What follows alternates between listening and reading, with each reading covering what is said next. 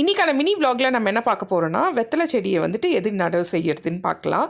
First வந்துட்டு வெத்தலை செடி நம்ம வாங்கிட்டு வந்துட்ட பிறகு நடவு செய்யணும். அதுக்கு மண்கலவை ரெடி பண்ணணும். ஸோ அந்த மண்கலவை என்னன்னு பார்த்தீங்கன்னா செம்மண்லேயே சூப்பராக வளரும். ஆனால் சில நியூட்ரியன்ஸ் நம்மளுக்கு அது கொடுத்தாகணும். ஸோ அதுக்கு வந்துட்டு ஒரு பங்கு கொக்கோபீட்டு, ஒரு பங்கு செம்மண், அரை பங்கு வர்மி கம்போஸ்ட், அரை பங்கு தொழு உரம். அடுத்தது வேப்பம் புண்ணாக்கு வந்துட்டு ஒரு கைப்பிடி அளவு, போன்மீல் வந்துட்டு ஒரு டீஸ்பூன் சேர்த்துக்கோங்க. உயிர் உரம் வந்துட்டு ஒரு டீஸ்பூன் சேர்த்துக்கோங்க. நம்மக்கிட்ட கலவை உயிர் உரம் இருக்குது.